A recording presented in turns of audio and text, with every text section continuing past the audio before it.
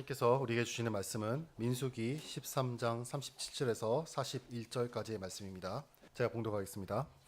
주님께서 모세에게 말씀하셨다. 너는 이스라엘 자손에게 말하여라. 그들에게 일러라.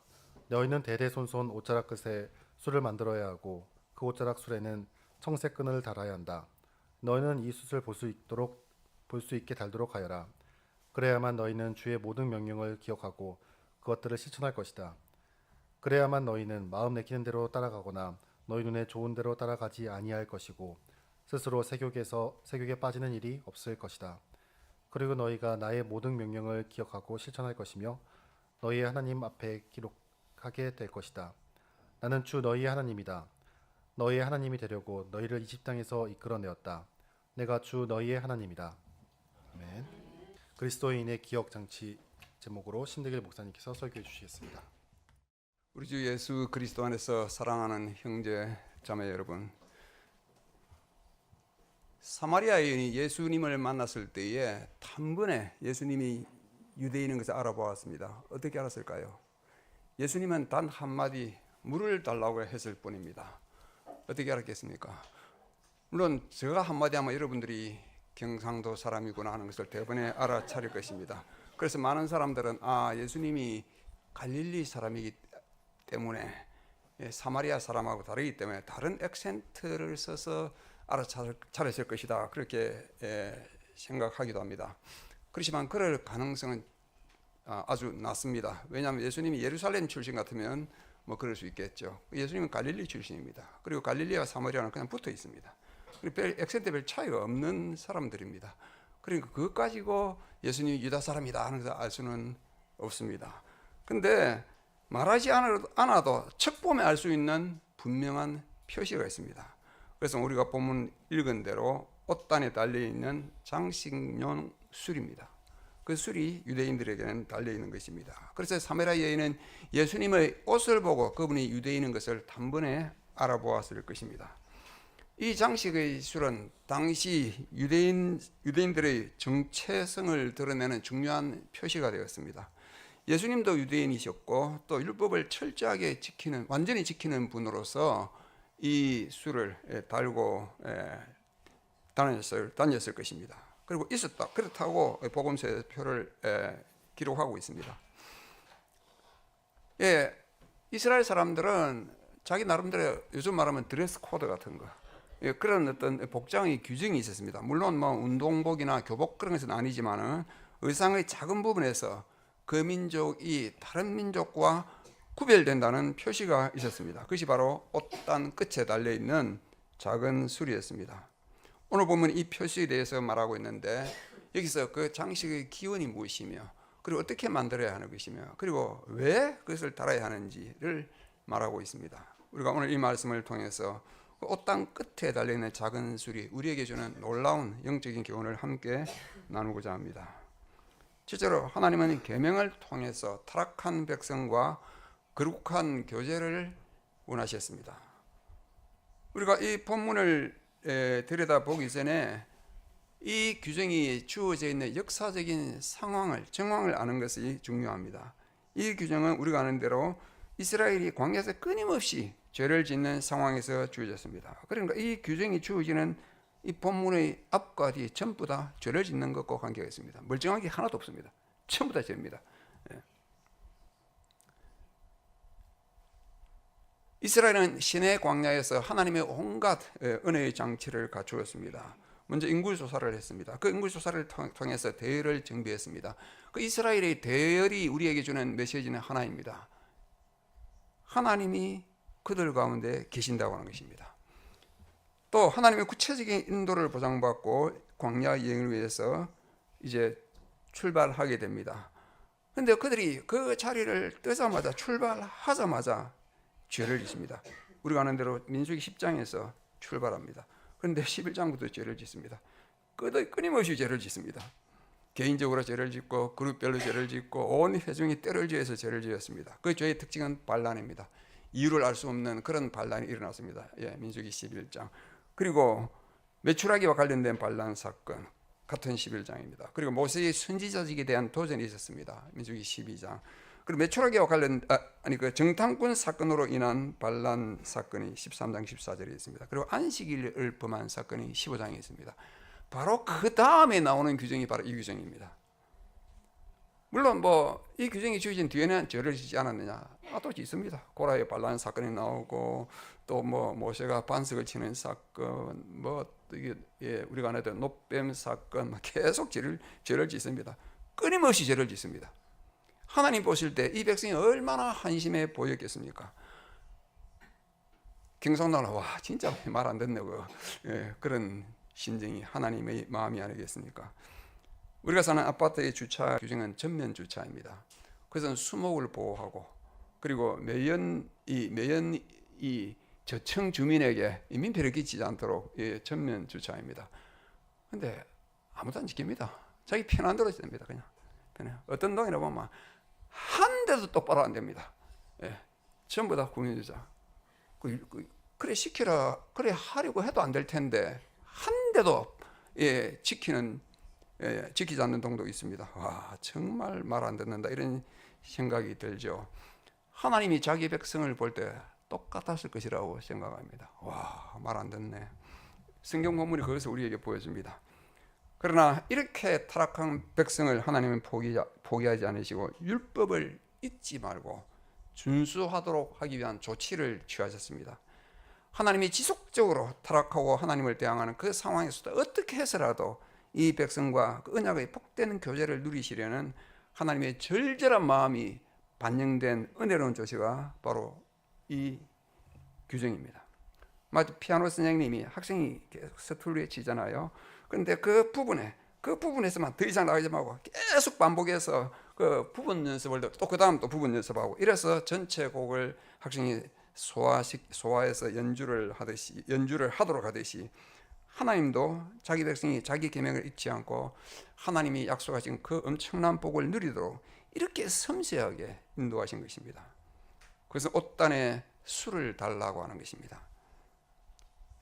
이것은 하나님의 계명을 너무나도 쉽게 잊어버리는 이스라엘 백성을 깨우치기 위한 기억장치입니다. 우리도 뭐 이런 기억장치를 쓰지 않습니까? 어르신들이 막 깜빡하는 건 일상이지만 그러나 젊은 사람들 얼마나 요즘 바쁘다 보니까 잘 잊어버려요. 요즘은 스마트폰에 다 메모하고 또 알림 이 장치도 해놓고 설정해두니까 그런 나름대로의 기록 장치를 했습니다. 과거에는 어떻게 했습니까? 그 제일 쉬운 방법은 손바닥에 써놓는 것입니다. 손바닥에 적어놔도 뒤집어 봐야 알지. 그 눈에 안 보면 또 잊어버려요. 그러니까 손등에다 딱 써가지고 그런 기억 장치를 사용하던 적도 있었습니다.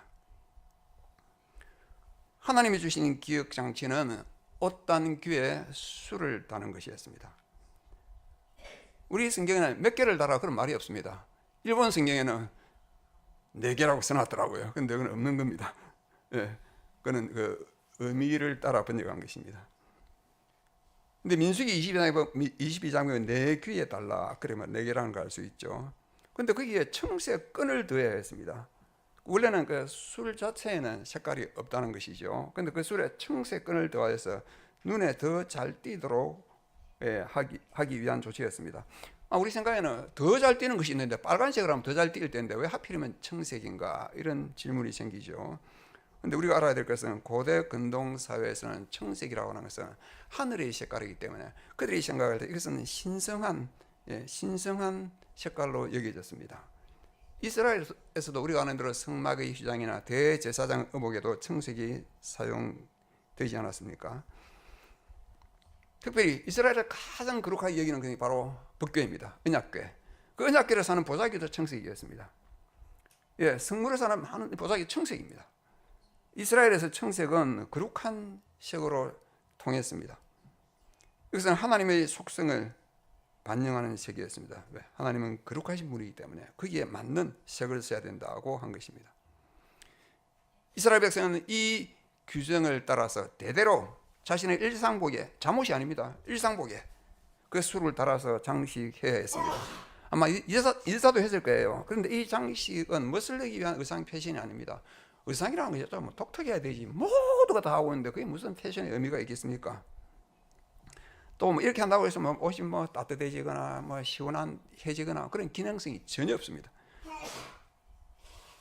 오히려 뭐 그런 게 달려 있으면 세탁하기도 불편하고 관리하기도 어렵고 옷을 입고 활동하는데 거추장스럽고 또 그 만드는 그 수고를 더할 뿐입니다. 더욱이 오래같이 이 더위에 그 얼마나 귀찮겠습니까? 그런 거 치렁치렁 달고 다니라 그러면.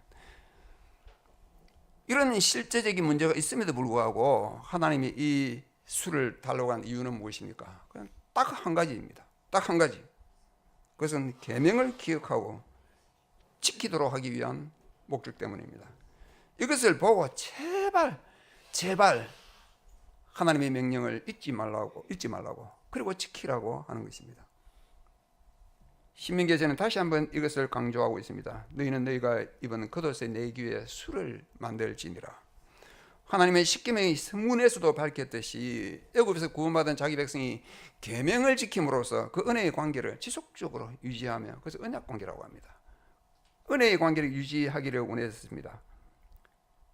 계명을 준수하는 것은 구원을 받기 위해서가 아닙니다. 그것은 이미 구원받은 백성, 구원의 은혜를 받은 백성이 보여야 할 하나님에 대한 합당한 반응이 바로 계명을 지키는 것입니다. 명령을 지키는 것입니다.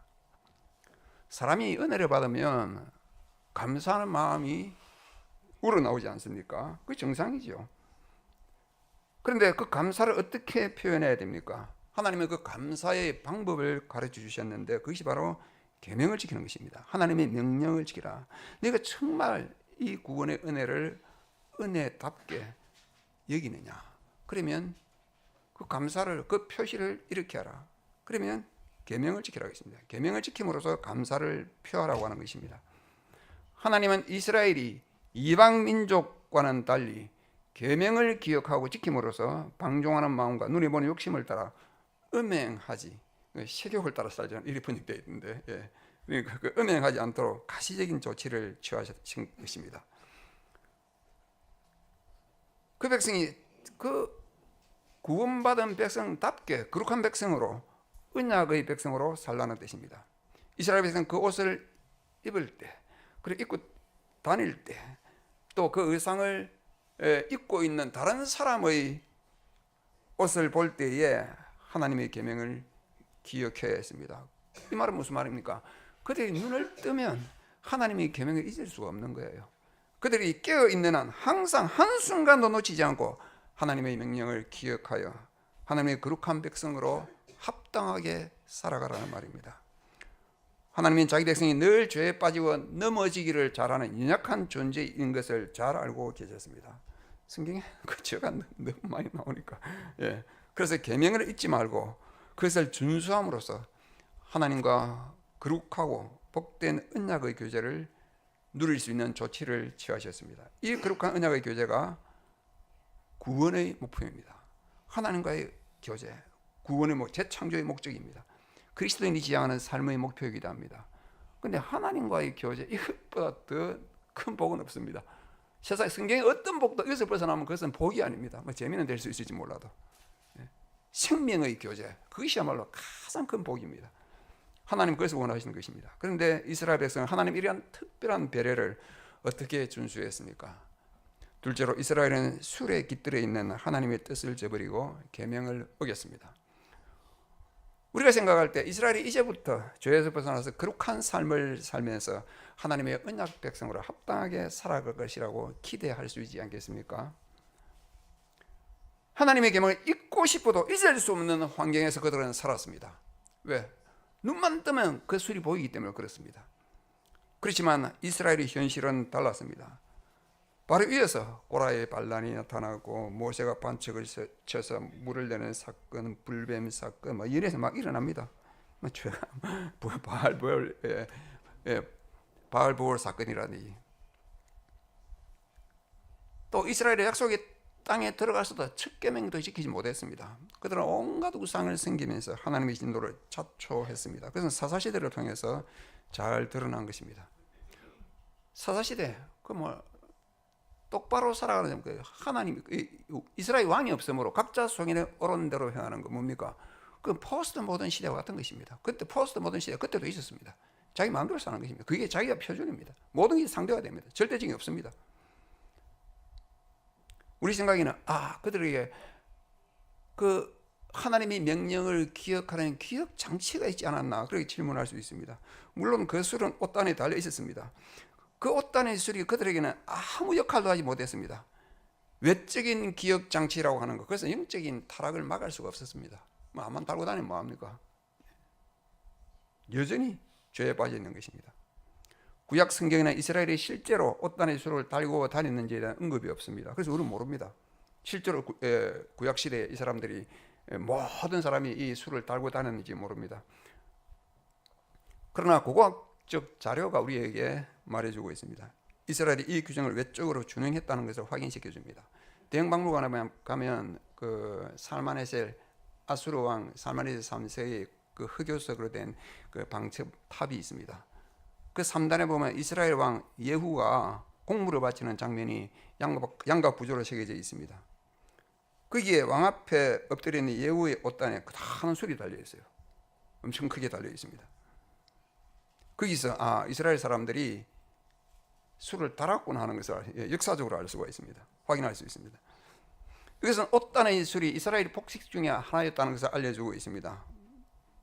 그러나 그것은 하나님이 의도하신 술과는 무관해 보입니다. 왜냐하면 예후는 하나님의 도구로서 심판자의 역할을 했지만은 그는 자신의 정치적 야욕을 따라서 지나치게 백성을 학살하지 않았습니까? 그리고 권력을 잡았습니다. 이것은 하나님의 명령을 따라 사는 사람이 아니기 때문입니다.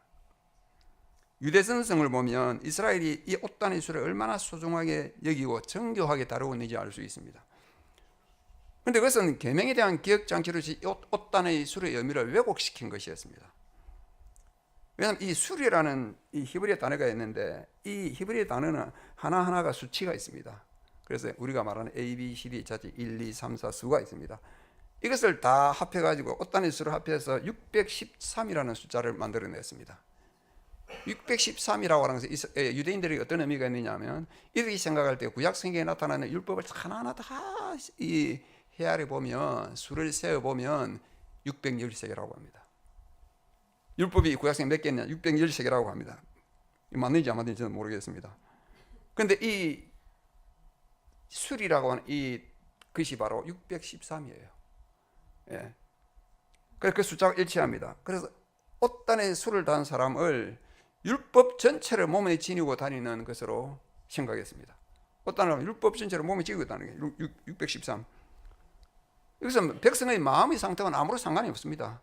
그냥 착용하는 그것만으로 율법을 준수하는 것 같은 그릇된 안도감을 갖게 만들었습니다. 이게 빠지게 만들었습니다. 그들은 옷단의 술을 다는 것만으로 자신의 의로움을 드러냈어요. 나는 율법을 지키는 사람이다. 이렇게 지킨다. 이렇게 보여주는 것입니다. 하나님은 그들이 죄에서 벗어날 수 있도록 이 규정을 주셨는데 거꾸로 그들은 이것을 죄를 짓는 도구로 만들었습니다. 하나님이 가장 싫어하시는 자기의, 나는 이렇게 의로운 사람이다, 그것을 보여주기 위해서 술을 달고 다니는 것입니다.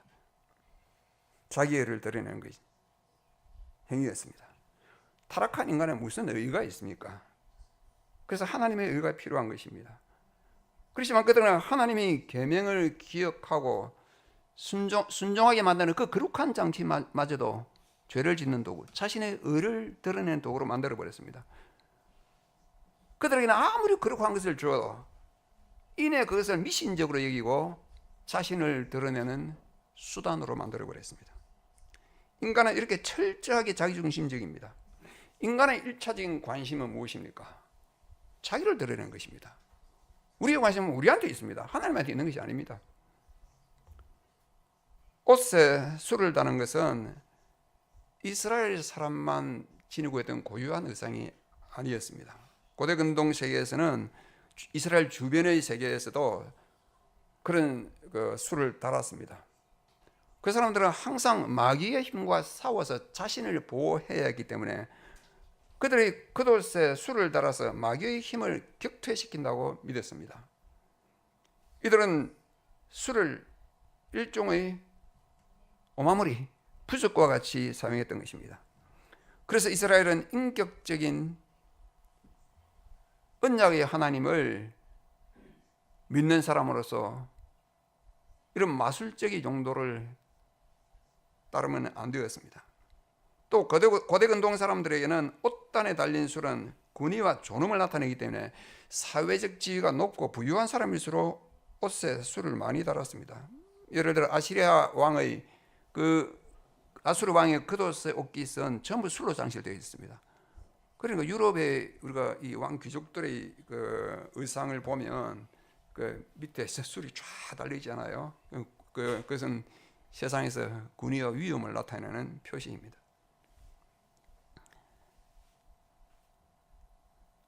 아마도 이런 사회적인 의식이 이스라엘에도 영향을 미쳤을 것으로 봅니다.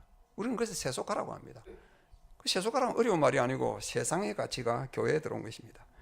그래서 이스라엘 사람들에게는 옷단의 술이 자신이 어떤 사람인가를 드러내려는 욕심이 묻어나는 표시가 되었습니다. 그거 보여주는 거예요.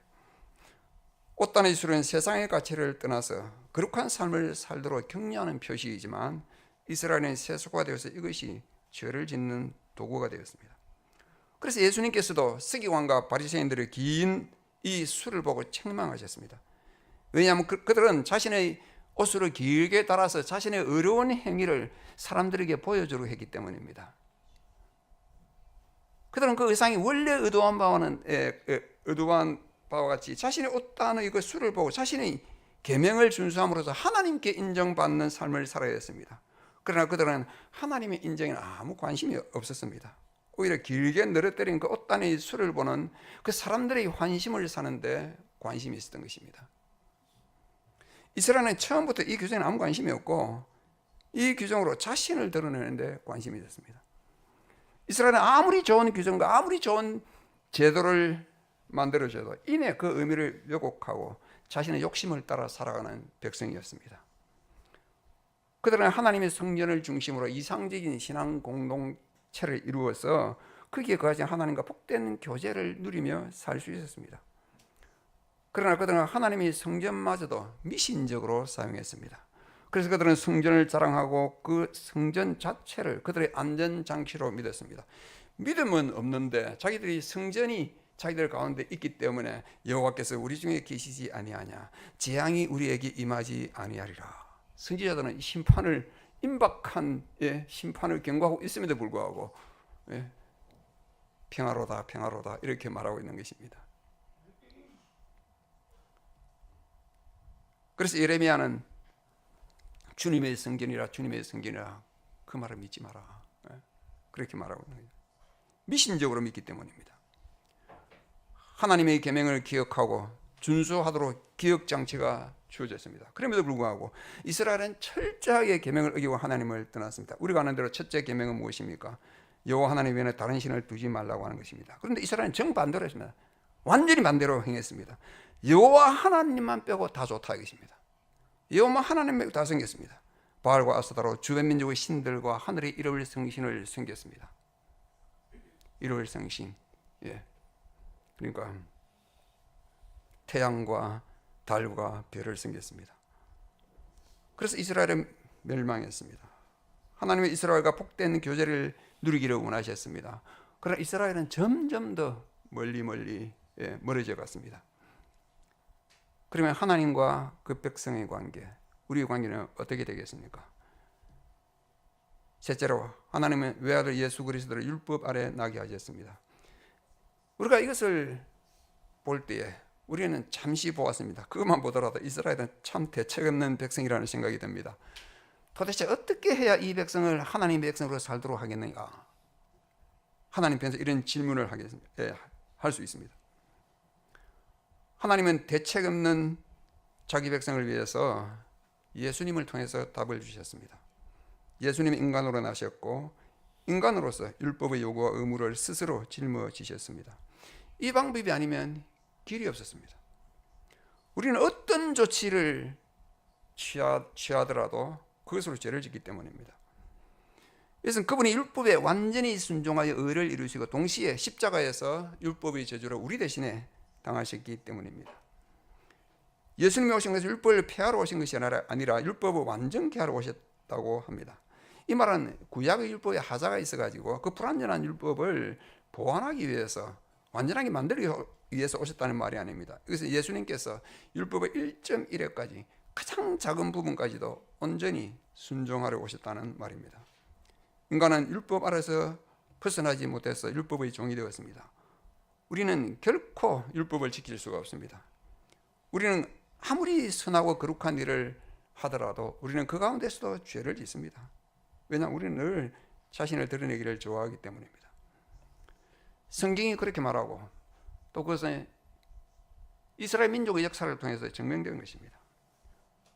그러나 그리스도께서 우리 대신에 율법에 완전히 순종하심으로써 우리는 율법의 정죄에서 벗어났습니다. 해방되었습니다. 이제 우리가 계명을 지키는 것은 차원이 다릅니다. 그래서 우리를 율법에서 해방시키신 예수님을 사랑하기 때문입니다. 요한복음 14장 15절 너희가 나를 사랑하면 나의 계명을 지키리라. 이제는 더 이상 옷단의 술이 필요 없습니다. 우리는 아무도 그것을 달지 않습니다. 그럼 있어봐야 우리 죄를 더할 뿐입니다. 신약 시대의 기억장치는 옷단이 아닙니다. 성령 하나님의 사역입니다.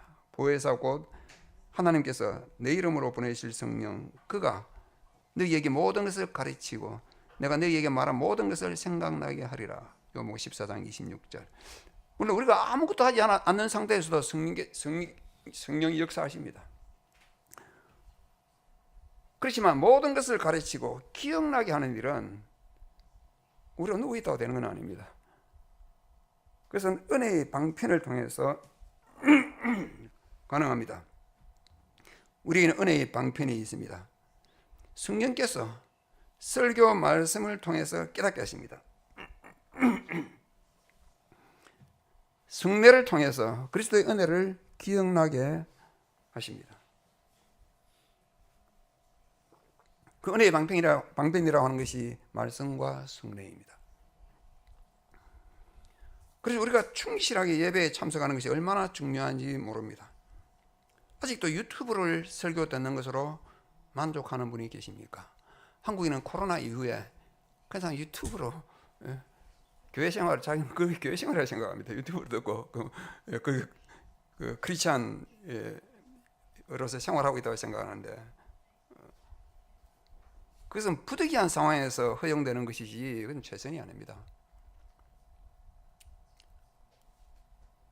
우리는 여러 가지 상징물로서 기억 장치를 사용하기도 합니다. 가장 일반적인 상징물이 무엇입니까?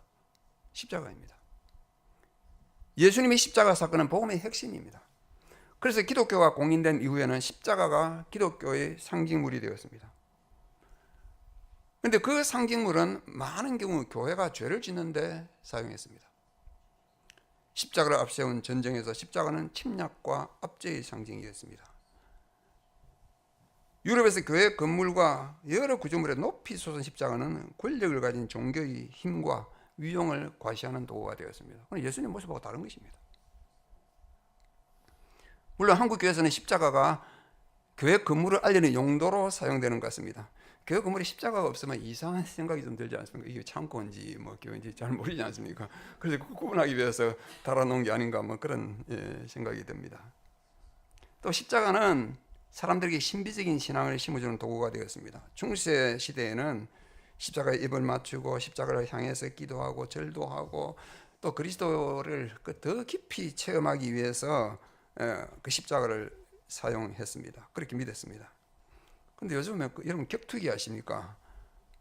그 선수들이 십자가 문신을 새기고 나와서 이 경기하고 이런 것을 볼 때 참 당황스럽더라고요. 믿음으로 와 너무 그 무자비한 그런 경기를 하고 있으니까 이런 것도 중세의 산물이 아닌가 생각합니다. 그래서 종교개혁자들은 이런 상징물을 금하지는 않았습니다. 그러나 매우 신중하게 다뤄야 할 것을 경고했습니다. 지금도 어떤 교회에서는 신비적인 믿음을 일으키도록 하기 위해서 십자가는 십자가인데 그 뭐 빛이 쫙 흘러나오도록 하는 게 있잖아요. 그래서 뭔가 좀 신비한 그런 그 마음을 심어주려고 하는 그 인위적인 그런 뭐 장치를 쓰기도 합니다. 물론 뭐 십자가의 장식을 보면서 복음을 생각할 수도 있습니다. 그러나 성경은 우리에게 복음을 생각나게 하는 것은 다른 것이라고 말합니다. 성령께서 기억하게 하실 것이라고 했습니다. 많은 사람들이 한국에서는 이 차량에 십자가를 달고 다닙니다. 그 이유가 무엇일까요? 은혜의 장치, 기억 장치, 그 십자가를 보면서 기억하도록, 아니면 안전하게 차가 이 오마무리 대신에 좀 부적 같은 그런, 아니면 자신의 정체성을 이 십자가를 통해서 나타내려고 표시, 나는 크리스찬입니다. 그래서 우리가 알아야 할 것은, 우리가 그리스도인임을 알리는 표시는 그런 장식물이 아닙니다. 성경이 우리에게 허용하는 정체성은 하나밖에 없습니다. 우리의 정체성을 알리는 표시는 바로 서로 사랑하는 것입니다. 이 사랑이 우리가 그리스도인임을 알리는 표시입니다. 예수님이 우리가 서로 사랑하면 모든 사람이 우리가 그리스도인인 것을 알게 될 것이라고 말씀하셨습니다. 사랑 때문에 우리가 그리스도인인 것을 알리게 되는 것입니다. 하나님은 성령의 사역을 우리의 기억 장치로 삼으셨습니다. 그분이 우리가 믿고 진리를 깨닫게 하시고 죄를 발견하게 하시고 회개하게 하시고 회복시켜 주십니다. 은혜의 방편을 통해서 일하시는 성령님의 사역에 감사하며 영적으로 민감하게 반응해야 됩니다. 주님은 더 이상 외적인 기억 장치를 통해서 계명을 지키고 거룩한 삶을 살라고 하지 않으십니다. 예수님은 보혜사 성령을 보내셔서 진리를 기억나게 하시고 마음에 새겨진 율법을 준수하게 하십니다. 우리가 너무나도 바쁜 생활 가운데서도 충실한 예배 생활에 힘쓰면서 우리의 기억 장치가 되는 성령의 사역을 통해서 복음의 풍요를 누리고 또 나누는 성도가 되기를 바랍니다. 아멘.